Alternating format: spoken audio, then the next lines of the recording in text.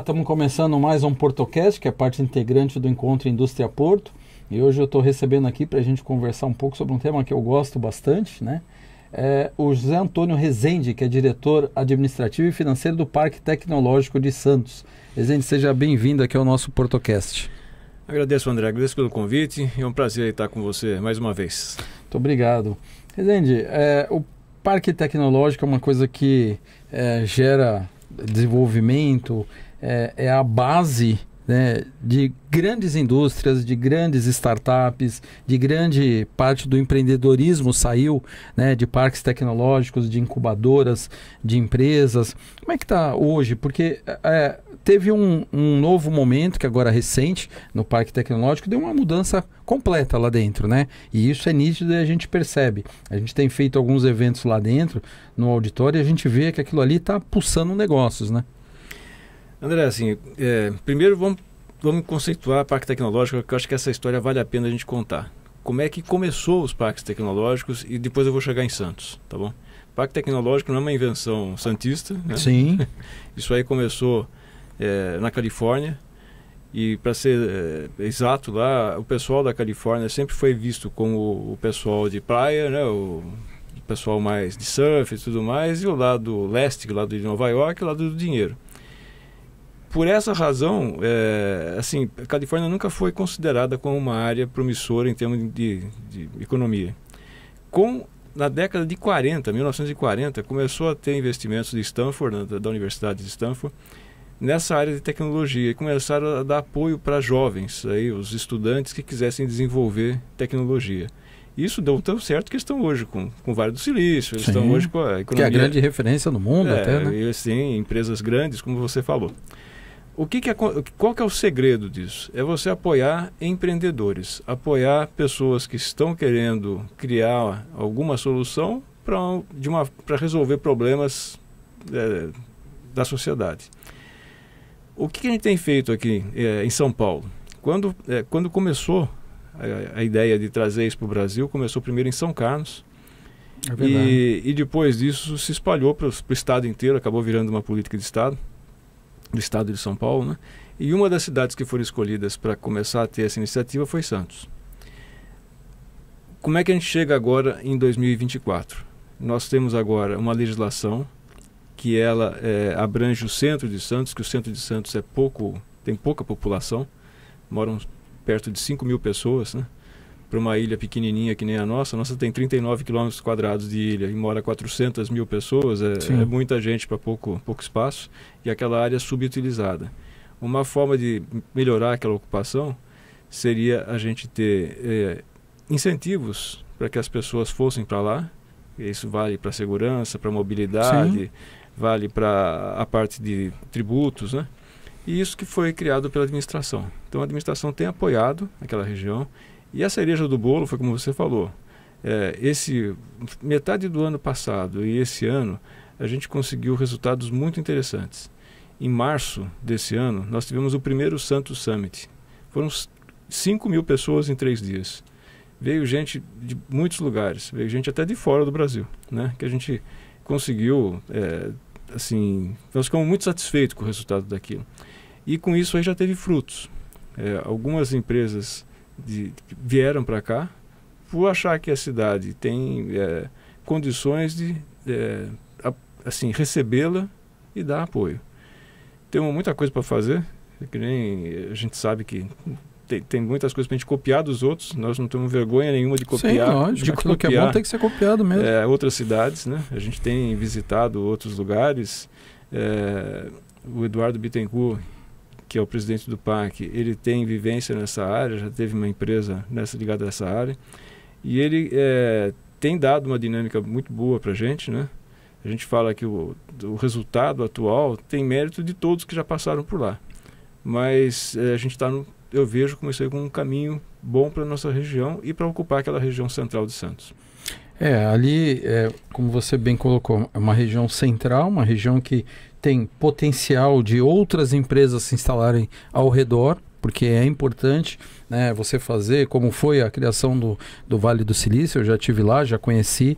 É uma coisa que eu sempre falo, o meu sonho um dia era chegar a ter um Vale do Silício aqui, onde tomando um café dentro de uma Starbucks, alguém está vendendo um projeto, porque tem um investidor assistindo aquela apresentação e apostando naquele projeto, e isso o que faz? Faz o fomento, faz o desenvolvimento, faz a geração de emprego e faz ali ser o que é hoje o Vale do Silício. Então, ali eu acho que é um local que foi escolhido estrategicamente, porque primeiro que tem possibilidade de crescimento e tem possibilidade de, no entorno, receber empresas que querem estar próximo ao Parque Tecnológico. O que a gente precisa é realmente fazer esse trabalho acontecer, que agora, como você colocou, do meio do ano passado para cá, a gente viu essa mudança muito grande na administração, nos negócios, no que tem sido desenvolvido, né? Mas a gente sabe, tem empresas procurando, né? Eu volto e meia sou consultado quando tenho muita relação com fundos de investimento e as pessoas perguntam, poxa, até tem um parque lá? Eu falei, não, já está funcionando. Que as pessoas imaginam que ainda não inaugurou, que está recém-inaugurado. Então, assim, a gente caminha para algo que eu entendo, como você falou lá, há 80 anos atrás, quando começou nos Estados Unidos, que alguém apostou, é o que nós estamos fazendo agora.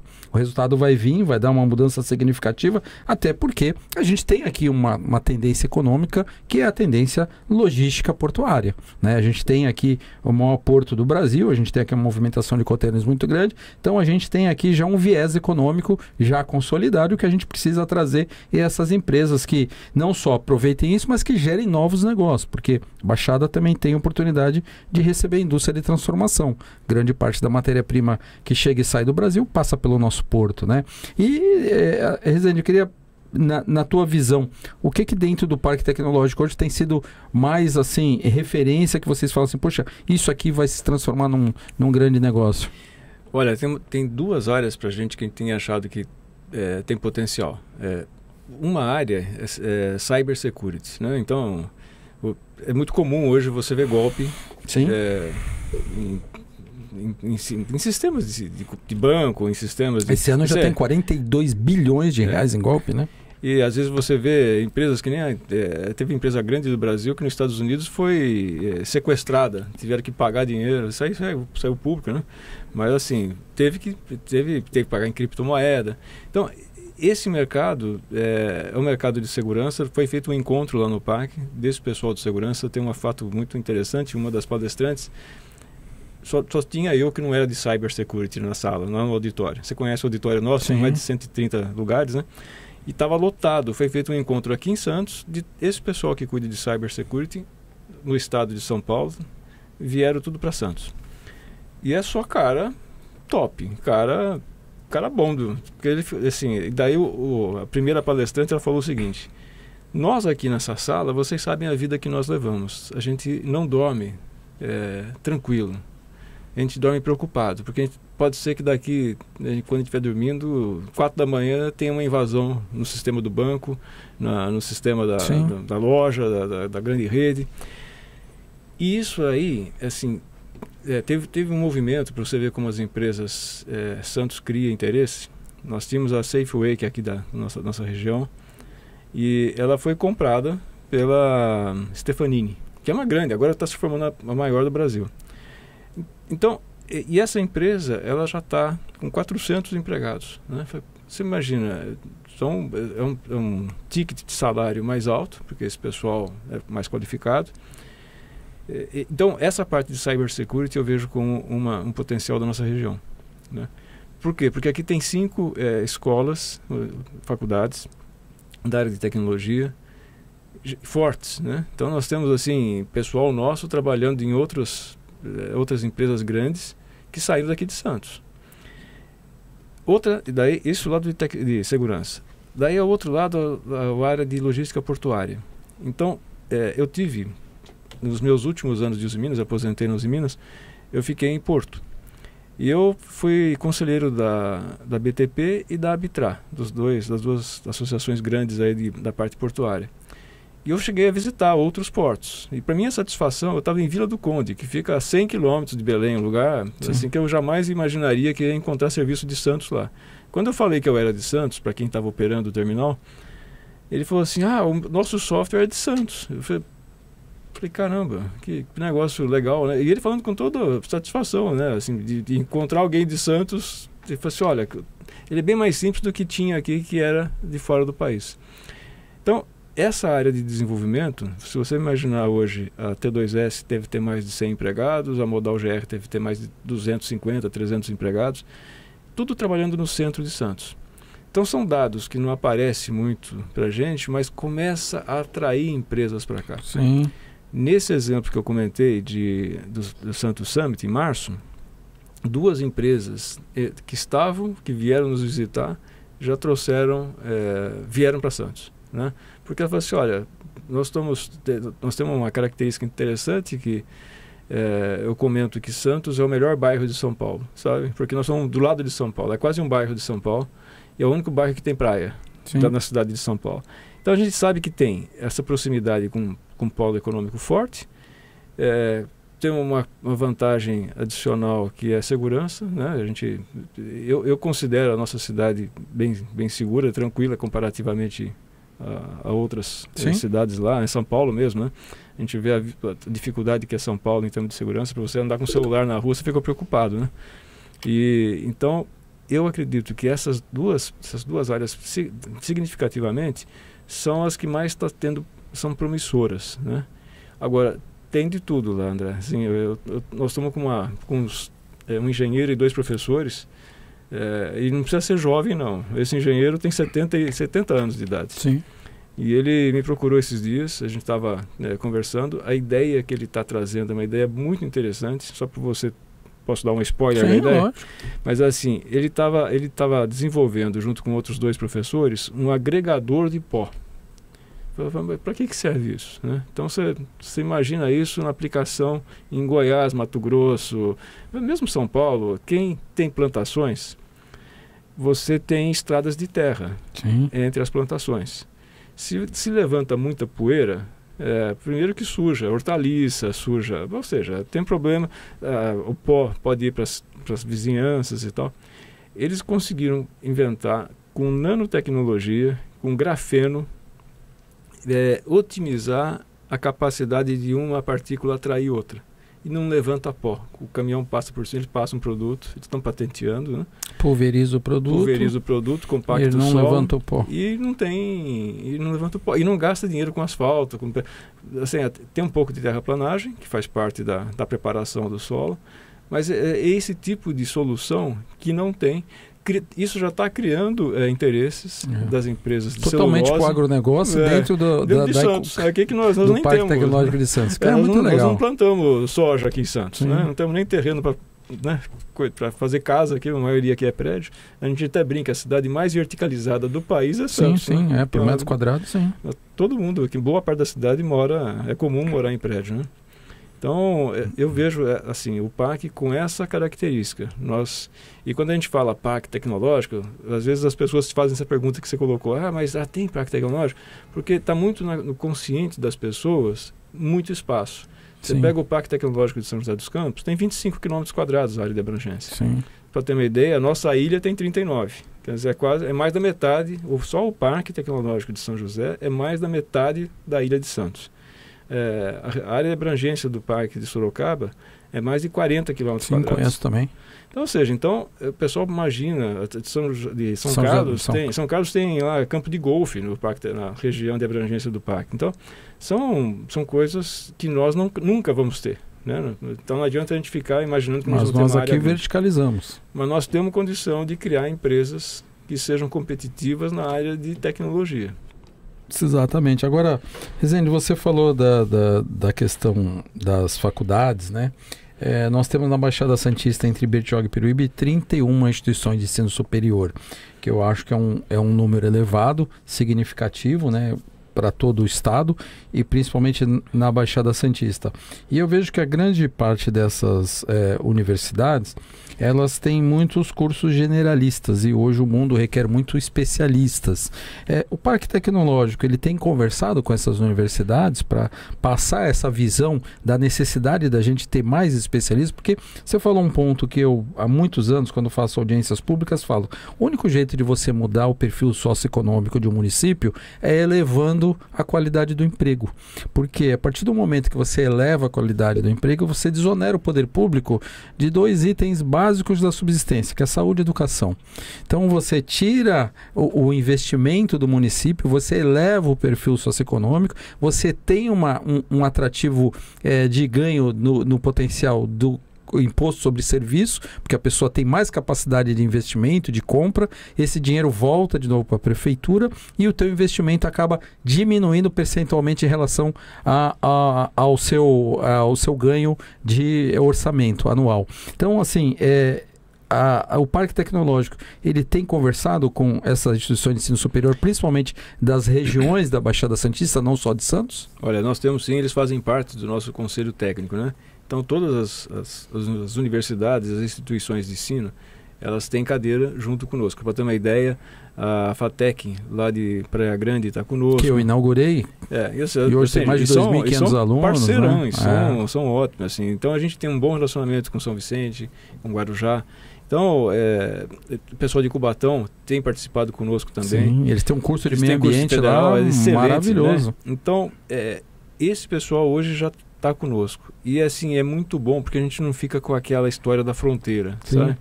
A gente tem que crescer junto, todos têm que crescer juntos. Tem que ser um parque tecnológico regional, né? E temos, assim, maior satisfação em colaborar com eles. Eu já fui em eventos que eles promoveram em outros locais, né? E nas cidades deles lá, e eles também participam conosco aqui. Então esse relacionamento é muito importante. Voltando agora também para o assunto do especialista, né? O que a gente tem feito? Agora vem a parte da copia e cola, sabe?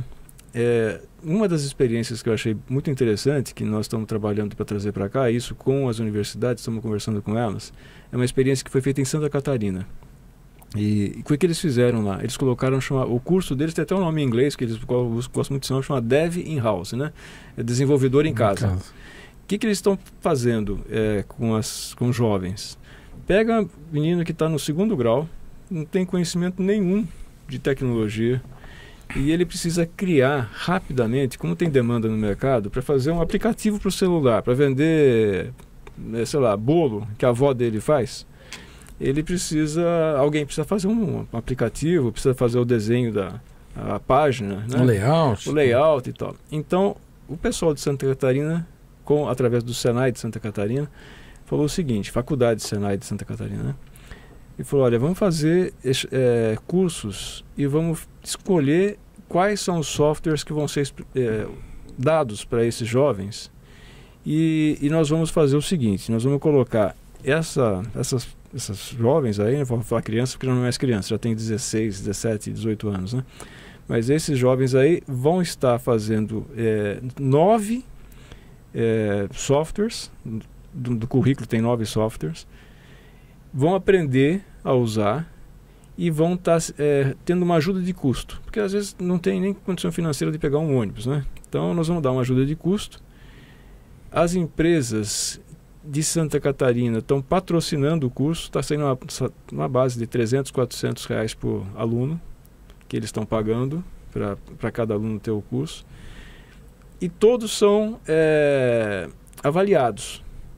As empresas que estão pagando vão ter o direito de escolher quem eles querem contratar.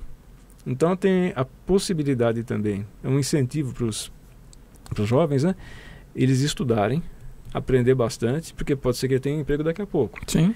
E a qualidade, assim, daí o salário desse pessoal, eu estava conversando com o Luiz Simões, lá da Modal GR, quando nós comentamos desse curso, dessa possibilidade com ele lá, ele falou, eu entro nessa, eu gosto disso, porque falta gente nessa área. E a gente sabe que tem, assim, nessa região tem muita gente. Hoje a criançada já mexe com uma facilidade danada em tecnologia.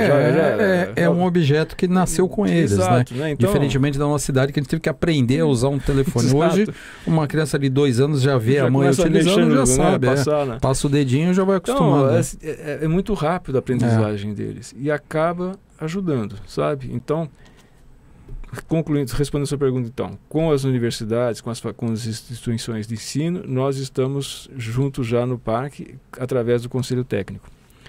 Com a parte aí de desenvolvimento e cursos de especialização, nós estamos partindo não só cursos de mais longa duração, que a gente até sob encomenda, que tem as demandas, que daí o conselho técnico mesmo, que tem participação da iniciativa privada, fala assim, ó, se eu tivesse um curso de SAP, não sei, uma linguagem, alguma coisa, ou esses cursos de C++, que é uma linguagem mais cara, um curso desse custa bem caro por mês, né? E quando se forma, acaba sendo roubado, né? Cooptado esses empregados que fizeram esse curso, né? Então, esses tipos de cursos têm que ser mais capilarizado, tem mais instituições que ofereçam, para não ficar tão caro. Como esses cursos pequenos, que eu te falei, dos 9 meses, com a possibilidade de ter emprego depois disso. Eu acho importante porque hoje, quando a gente conversa na Baixada Santista, dificilmente você tem uma família que não tenha perdido um jovem para outra região, porque vai estudar em outro local, acaba não voltando, ou até às vezes se forma aqui na região e acaba indo embora, que é o que eu falo sempre, é a falta de perspectiva. Quando o jovem não vê perspectiva, ele vai procurar outro caminho mesmo. Então, é importante que a gente tenha esse viés do jovem enxergar que ele tem futuro amanhã, sim, né? E aqui na região ele pode ficar aqui, próximo da sua família, de onde ele cresceu, porque ele vai ser um profissional bem remunerado, bem sucedido na sua profissão, e isso eu acho que vai fazer toda a diferença a médio e longo prazo, porque muda todo o paradigma de uma região e a gente tem que trabalhar justamente dessa forma, metropolitanamente, porque a gente, como você até falou, a gente na cidade de Santos tem a falta de espaço físico, mas a gente tem aqui São Vicente, Praia Grande, Guarujá, que tem na margem esquerda do Porto de Santos ali uma grande área com condições de receber grandes empresas. Então a gente precisa fazer esse trabalho aí de planejamento, esse trabalho para mostrar que a região da Baixada Santista ela é privilegiada, que ela tem o maior porto, e o que a gente precisa é ter essa transformação, que eu acho que o Polo Tecnológico de Santos vai ter a oportunidade de fazer trabalhando metropolitanamente, isso aí não tenha nem dúvida. Mas, Rezende, a gente está aí hoje num momento muito, que eu digo, importante, né, da Baixada Santista e de Santos, porque a gente está numa nova rodada do petróleo, que nós tivemos aqui em 2004. Infelizmente, a gente não teve a capacidade de perceber a importância da indústria do petróleo. A gente tinha uma perspectiva de uma grande geração de empregos, pessoas foram se formar na cadeia da indústria do petróleo, e depois a gente teve aquela frustração, né? O que aconteceu nesses últimos 20 anos, entre 2004 e 2024? A gente acabou perdendo grande parte da indústria do petróleo, que está sendo reativada agora. A própria Saipem, que está localizada ali no Guarujá, acabou de ganhar um contrato de mais de 4 bilhões de fornecimento para a Petrobras. A gente acabou perdendo nesses últimos 20 anos aqui a indústria de transformação, que foi para onde a gente vê que tem universidades públicas, né, que tem centro de pesquisa, e a gente não tem isso na região. Você vê a necessidade da gente ter uma instituição de ensino público junto, atrelado ao Parque Tecnológico, onde a gente tem ali a formação da mão de obra com a pesquisa para complementar esse trabalho que vocês vêm fazendo? Olha, assim, eu estudei na USP, conheço bem o pessoal de lá. O Varran Agopian, que é secretário hoje, foi meu veterano. Então a gente tem um bom relacionamento, né? A Lied, que é presidente lá do IPT, foi minha caloura. Então a gente tem um bom relacionamento com o pessoal da USP. E a Lied, na época que estava a USP, aqui a Escola Politécnica aqui em Santos, ela comentou comigo o seguinte, né? Os alunos que passavam para petróleo e gás realmente começaram a mudar para outras. Você faz os primeiros 2 anos de engenharia, né, o biênio, e depois você pode escolher a modalidade que você quer. E muitos deles entravam na engenharia de petróleo e depois mudavam para outra engenharia. Mecatrônica era disparado a mais procurada. E teve o desinteresse em petróleo. Como é que eu vejo aí a situação nossa, sabe? Nós temos a possibilidade, como a USP também faz parte, a Unifesp também faz parte junto conosco, a Unesp, ou seja, essas universidades estão conosco, e as privadas também. A gente tem possibilidade de pegar nichos da parte de petróleo. Só para dar uma ideia da situação, você comentou da Saipem, né? A parte de supply boat parece que não é importante, mas é vital para uma base de petróleo. O dia a dia, né? É vital para nosso... para a nossa operação. E o que está acontecendo com essa área do supply boat? Ela fica muito do litoral norte do Rio para cima. E é distante. A tendência da base da exploração de petróleo agora é continuar mais para o sul da Bacia de Santos, né? E sim, não tem áreas disponíveis com proximidade suficiente, porque a quantidade de supply boat depende do tempo de trânsito. Exatamente. Quanto mais perto eu tiver da base, mais rápido ou menos barcos, menos custoso, menos custo, né? Então, assim, tem um monte de vantagens se você tiver situações mais próximas do ponto de exploração. Nessa situação que eu acho que abre uma janela para a nossa região, né? Uma janela de oportunidades. Supply boat é um barco pequeno, né? Um barco de 100, 120 metros, não é um barco que... Assim, não é difícil de você fazer um atracadouro para esses tipos de operação. Tem que ter exclusividade de terminal. E tudo isso daí, eu acho que essa aproximação com as universidades, um projeto desse tipo pode ser conduzido ou desenvolvido com apoio do Parque Tecnológico, com apoio das universidades que fazem parte do grupo. Basta ter esse tipo de interesse. Lembrando da Saipem. A Saipem, quando veio para a nossa região, a Saipem é italiana e tal, quando ela veio para a nossa região, ela contratou 45 engenheiros da nossa região. Um deles é meu primo, só para você ter uma ideia. Ele está trabalhando na Europa hoje. Por sinal, ele foi para o Mar do Norte, né? E ele está doido para voltar. Quer dizer, ele está porque a Saipem deu uma reduzida aqui embaixo, aqui no hemisfério sul. Chegou até a colocar a área à venda. Exato. Né? Por falar, foi não uma tem decepção movimento para eles e tal. Então, e agora com essa reativação, ele falou, puxa, será que eu consigo voltar para o Brasil? Já nasceu o filho dele, já está com... É um primo bem mais novo que eu, né?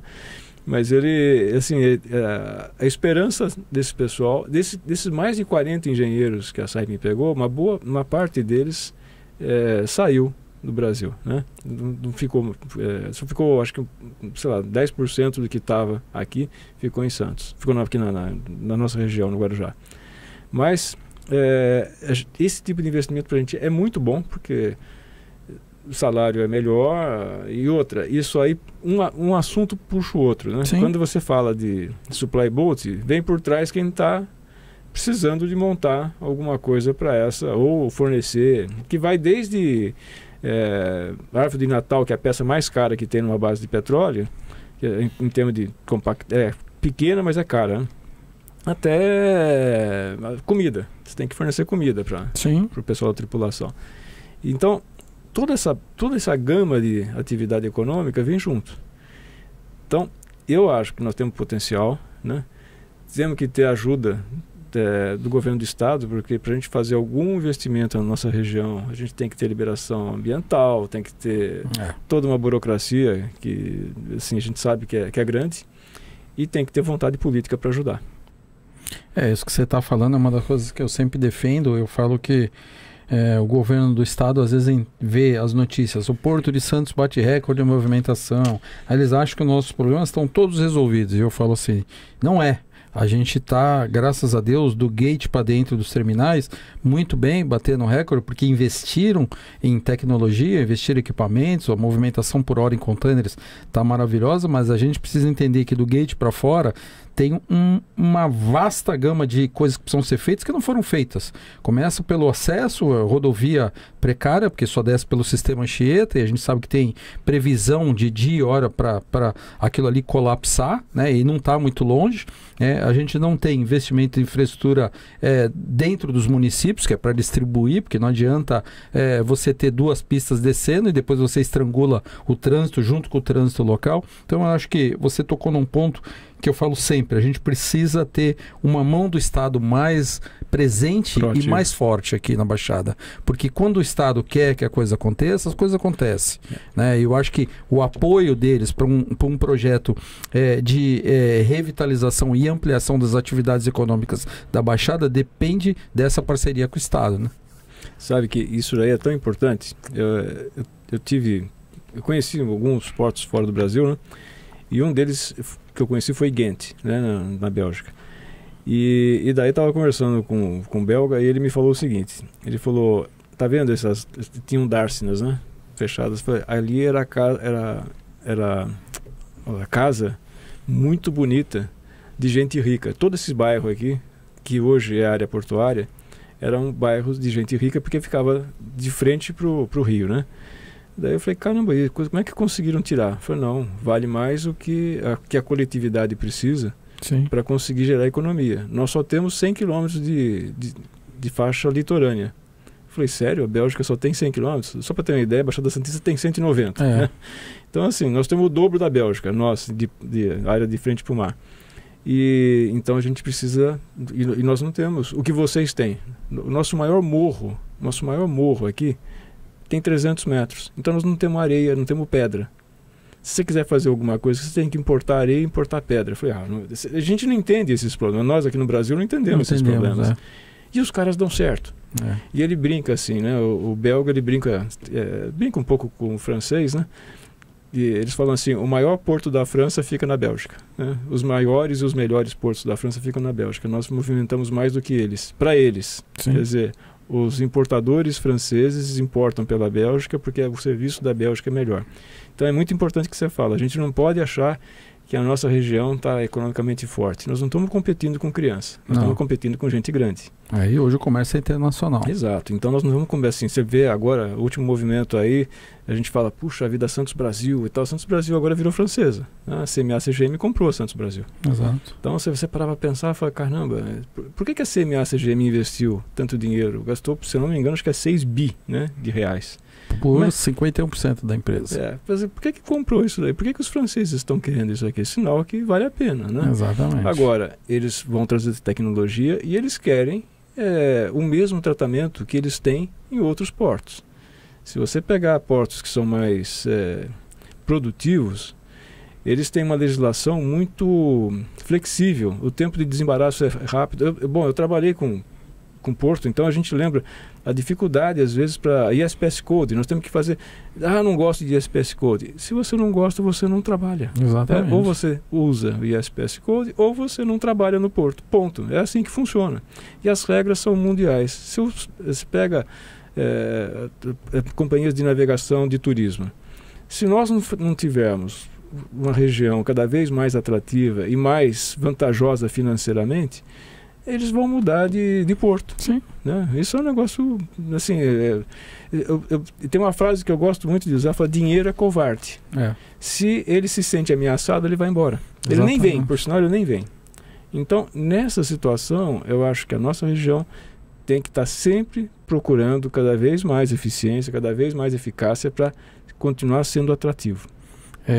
Você está tocando em 2 pontos que tive recentemente conversando com o pessoal de navios passageiros, eles falam exatamente isso, né? Porque uma das coisas que eu questiono, por que não temos navios aqui durante o inverno? Porque a gente tem uma grande quantidade de pessoas que têm imóveis na Baixada Santista como veraneio, que já estão fora do mercado de trabalho, estão aposentados, ou até aqueles que têm férias não durante o verão, fora do verão, querem fazer um passeio, que eles me responderam justamente isso aí, porque é mais vantajoso mandar os navios para o Caribe, porque é mais barato, porque a gente não tem o passivo trabalhista que a gente tem aqui no Brasil, que hoje beira a 300 milhões de reais em 10 anos de operação. Então eles me deram vários itens que falam assim, poxa, realmente, para quem tem um navio que anda pelo mundo, por que eu vou para o Brasil? Né? Se eu não tenho vantagem competitiva de nada. Então eu vou para o Brasil porque é uma parte pequena do meu mercado. Né? E a outra coisa, você contando da Bélgica, me lembra de Singapura, onde lá estive, e o apartamento mais caro de Singapura é o do Eduardo Severin, 44 milhões de dólares em frente ao Porto.